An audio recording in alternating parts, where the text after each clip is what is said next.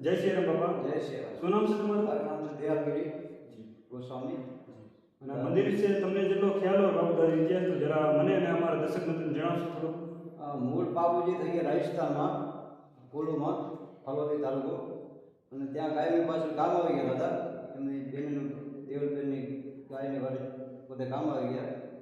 અને જ્યારે બાપુજી સહીમાં આવ્યા પહેલાં જ સહીમાં પછી લંકામાં જ્યારે સાંભળ્યા માટે એમની ભત્રીજીને દાય એમ સાંડો આપવાનું હતું. એટલે વચનનાથ દાદાએ આપ્યું હતું.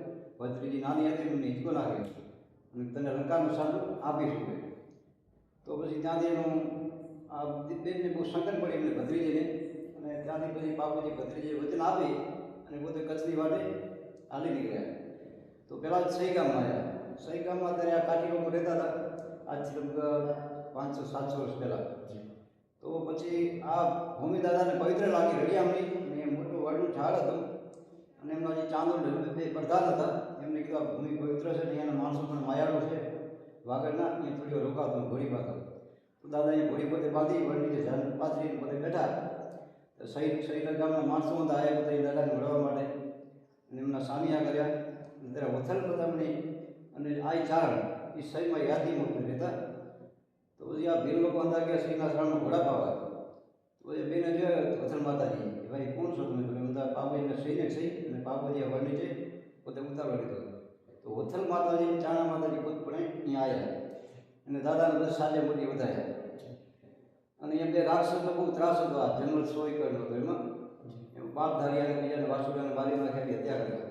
તો વથલ માતાજી દાદા કીધું માંગો ભાઈ તમારી ભાઈ.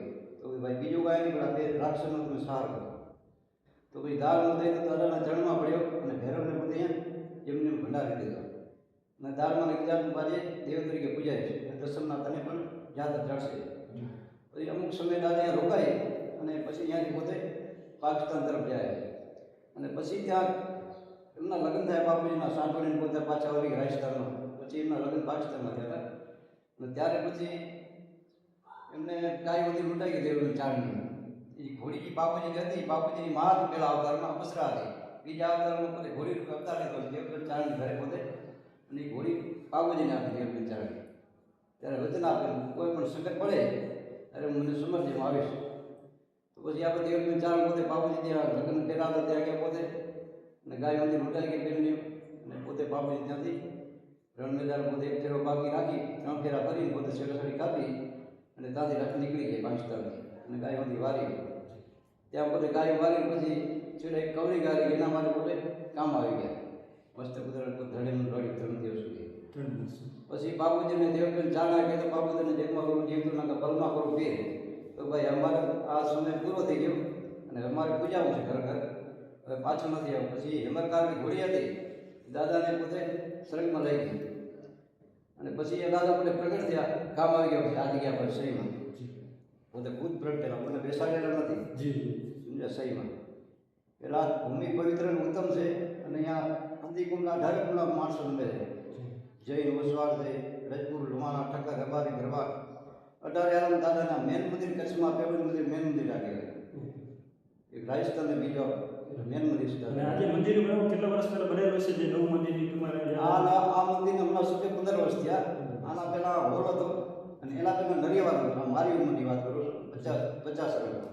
અને એના પહેલા જામનગર રાજાએ બનાવ્યું આથી 500 વર્ષ પહેલા.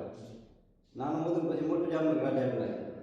અને ઘોડી દાદાને મોટી પધરાવી. અને પછી જીવદરા આ ત્રીજી પણ મારી ઉંમરમાં પણ આ મંદિર બન્યું છે. તમારી મારું બેવડું ત્રીજી વખત. પહેલાં નરિયાવાળો હતો, પછી હોલ બન્યો, અને પછી પાકો શિખર બંધ કર્યો. એટલે દાદાના અનેક પરચા છે. ખૂબ માણસો એ દાદાની મેળો મોટો 11 માસ 11નો મેળો કરાય 2 દિવસ. ત્યારે ગાયને ચરો માણસોને અંદાજે આવે ભોજન પ્રસાદ દાદાને ખૂબ પણ ધ્યાસ છે.